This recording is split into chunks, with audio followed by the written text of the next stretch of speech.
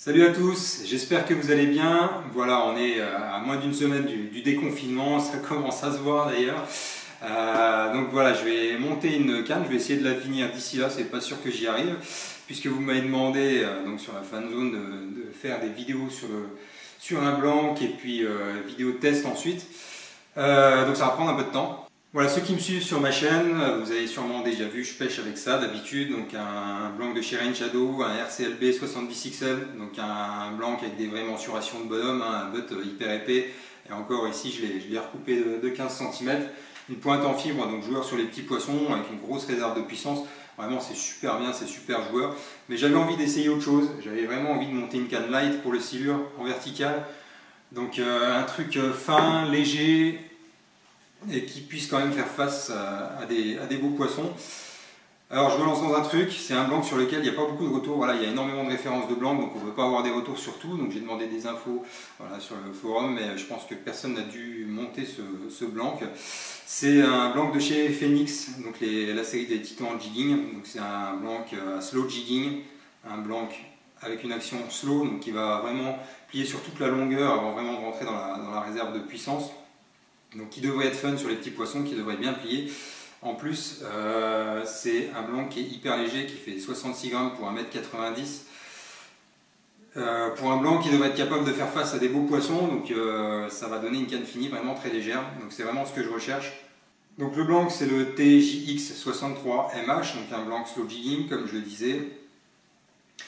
C'est un blanc sur lequel on n'a pas de données sur les poids de leurre qu'on peut lancer, puisque à la base c'est un blanc donc, pour pêcher sous les bateaux. Mais voilà, en rock building on fait ce qu'on veut, donc on peut très bien monter ce blanc là pour faire autre chose. Donc j'ai pas d'infos sur les puissances de leurre qu'on peut lancer. Par contre il est donné pour une utilisation avec une 13 PE 1,5 à 4, donc c'est en gros jusque 30-33 centièmes. Donc c'est ce que je vais utiliser pour des pêches light de silure avec des moulinets qui ont des freins de 7-8 kg. Donc ça devrait largement le faire. Et il est donné pour 150 à 350 grammes de poids de leurre quand on gigue sous le bateau. Alors il ne faudra pas prendre au pied de la lettre tout ce que je vais dire sur le blanc, puisque je le montre pour une utilisation bien particulière, à laquelle il n'est pas vraiment destiné à la base. Mais bon, en rod building, il n'y a pas de règle, on fait ce qu'on veut. Après avoir longuement hésité sur le comparateur, sur le site de Rodax, je suis parti sur ce blanc-là. Je ne sais pas où je vais, mais bon, en tout cas j'y vais. Voilà. Voilà les éléments qui vont composer la canne. Donc j'ai un bloc de VA ici que je vais tourner au bon diamètre pour les différentes poignées. Les anneaux c'est du SICK Gunsmoke. Des butts en EVA, j'en ai pris 2 au cas où je me rate parce que je ne sais pas encore trop ce que je vais faire, quelle forme je vais donner. Ici on a les bagues de finition, ce sera en violet, porte-moulinet Alps casting, ce sera une canne casting spirale. Voilà, et puis un anneau de pointe ici. Je vous montre le blanc en détail, donc voilà, il y a déjà les étiquettes avec les caractéristiques du blanc qui sont collées dessus. Il faudra les décoller pour pouvoir mettre le butt, etc. Mais ils ont fait ça bien chez Phoenix. Ils ont mis un autre jeu d'étiquettes avec le blanc, comme ça on pourra recoller ça si on le souhaite, moi je le ferai pas. En termes de finition, c'est extrêmement bien fini. J'ai déjà eu des blancs Phoenix dans les mains, j'en ai jamais monté. J'avais trouvé ça très bien fini et là encore une fois, c'est juste parfait, quoi. Il y a zéro défaut. On a un léger vernis dessus, on voit le tressage en dessous, très bien. Je vous montre le butt aussi, voilà, il y a un peu de matière, mais sans plus non plus, donc voilà, je suis curieux de voir ce que ça va donner une fois monté sur des beaux poissons. Cette série de vidéos aujourd'hui, je pense que je vais monter la poignée, donc elle sera peut-être un peu plus longue la vidéo, même si je vais survoler le sujet, ce sera surtout les ajustements, le tournage de la poignée. Ensuite, je ferai une deuxième vidéo, je pense, sur le placement des anneaux et les ligatures, puisqu'il y aura des sous-ligatures. Donc ça, je pense que ça peut intéresser les gens. Et puis ensuite, une vidéo test. Donc il y aura 3 ou 4 vidéos. Donc si vous voulez suivre la petite série, n'hésitez pas à vous abonner, à cliquer sur la petite cloche en dessous pour être tenu informé de la sortie des vidéos.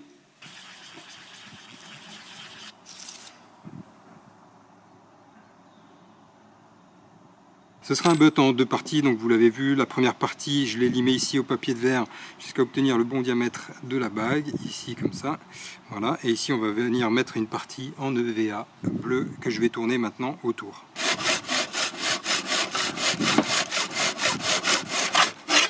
Ça c'est mon tour, il est rudimentaire, vous l'avez déjà vu dans d'autres vidéos, donc c'est simplement une perceuse mise dans un étau, une tige filetée, ici je viens mettre un madrier percé au bon niveau pour rigidifier le tout.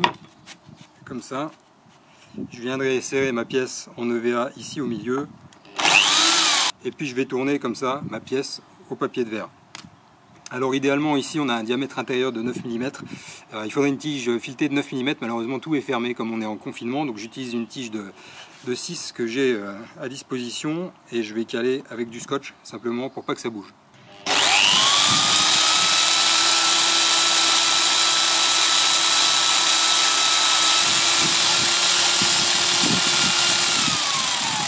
Voilà, une fois que j'ai fini ma pièce, je viens simplement avec un chiffon humide la nettoyer et puis ensuite je viens la sécher avec un chiffon sec.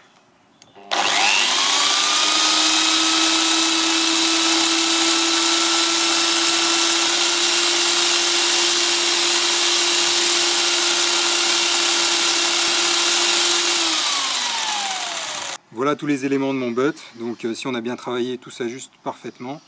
Donc il y aura une petite bague comme ça, ici ça viendra comme ça.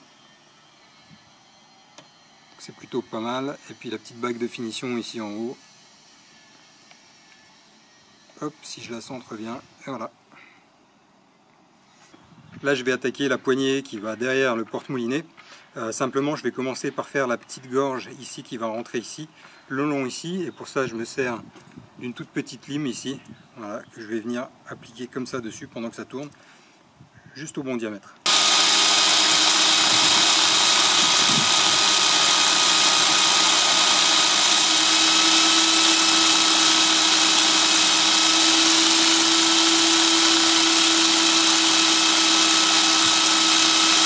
Je vérifie de temps en temps quand même pour pas aller trop loin. Je suis tout juste, encore un tout petit peu.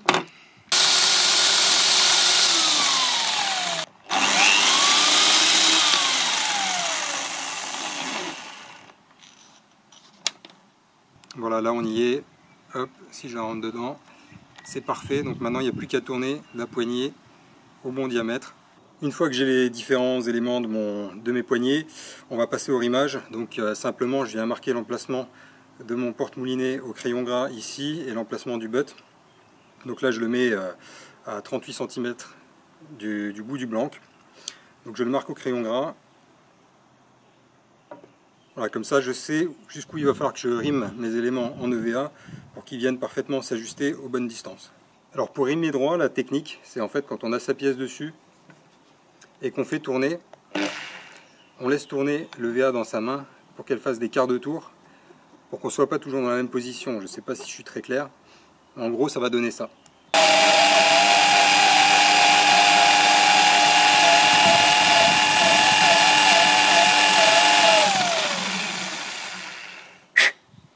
On vérifie, ça ne s'ajuste pas encore, il faut que j'arrive jusque là.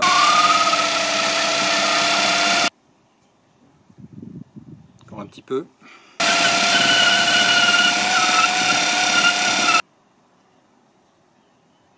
Voilà, là c'est parfait, ça s'ajuste légèrement en force, donc ça va rentrer sans problème avec la colle.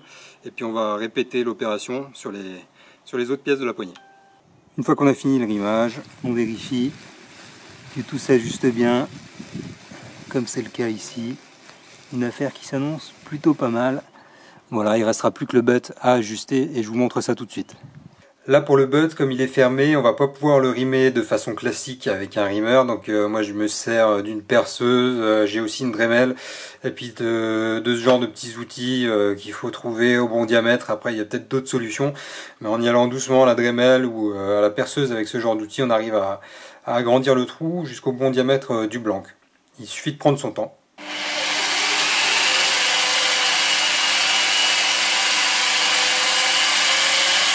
On devrait être pas mal, on va essayer ça tout de suite. Voilà, ça rentre en force, ça sort plus. Et quand j'arrive en butée, voilà, c'est parfaitement ajusté, c'est ce qu'on veut obtenir. Il n'y a plus qu'à coller l'ensemble. Avant de coller les éléments sur la canne, je vais coller les pièces qui peuvent se coller indépendamment. Donc ici les bagues, l'insert sur le porte-moulinet, ici. Je le fais à la colle époxy 5 minutes de Flexcoat, voilà, jamais eu de souci avec ça. Comme ça, ça me permet de monter vite mes cannes, même sur les cannes à silure, j'ai jamais eu de poignée ou d'éléments qui se décollent, elle tient bien. Et ça tient en 5 minutes, on peut continuer le montage comme ça. Alors toujours pareil hein, aussi, les dosages à l'époxy, c'est pas comme les vernis, ça n'a pas besoin d'être ultra précis. Moi, je fais ça sur un bout de carton, voilà, je fais 2 bonnes gouttes identiques. Et puis je mélange tout simplement, je m'embête pas à mesurer dans des coupelles ou quoi que ce soit. Voilà, là je sais que j'ai à peu près le même dosage.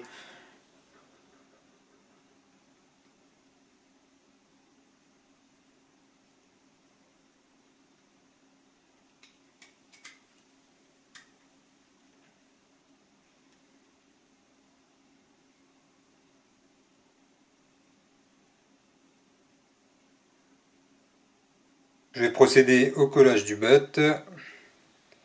Je viens en coller la partie basse de mon blanc. Il doit répartir ça uniformément.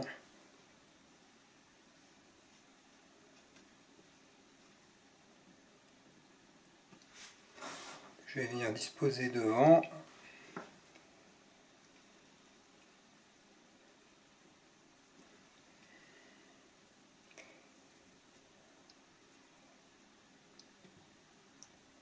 Je vais venir mettre un tout petit peu de colle ici pour la bague.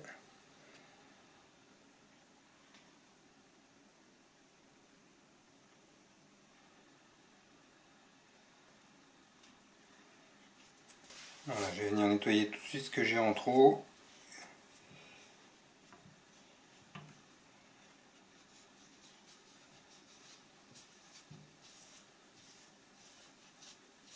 Et ensuite j'ai un petit système de serrage pour l'ensemble. Là on peut faire ça avec des pinces à linge ou encore mieux avec des planches en bois qui sont percées avec chaque côté des tiges filetées pour pouvoir serrer et desserrer.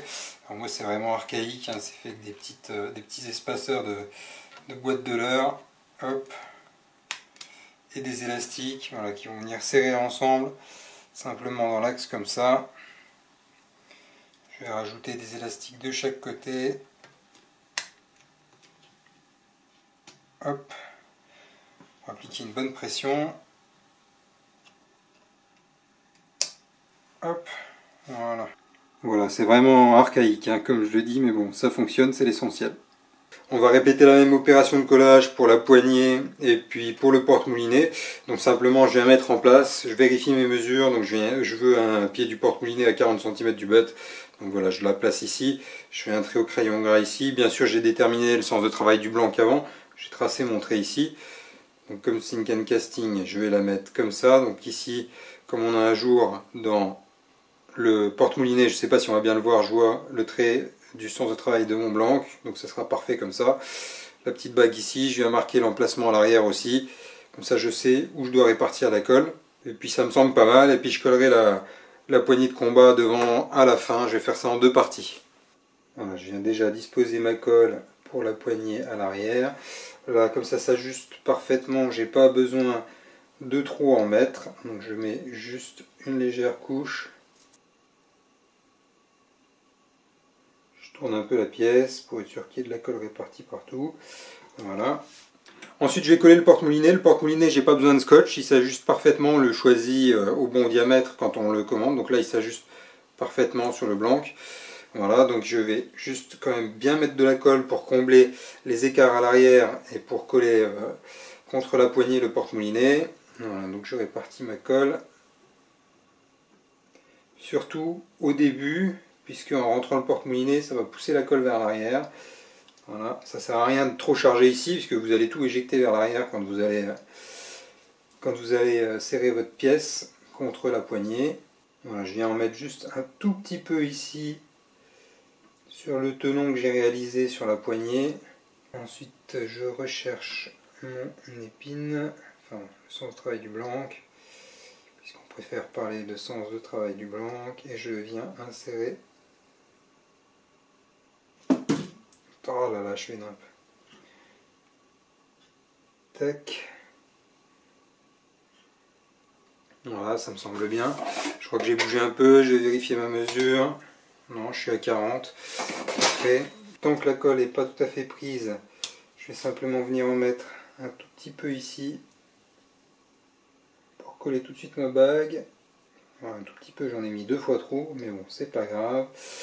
Elle colle vite, hein, elle prend vite l'époxy 5 minutes, donc il faut quand même travailler assez vite, il faut quand même savoir ce qu'on fait, hein, sinon il vaut mieux utiliser l'époxy classique. Voilà.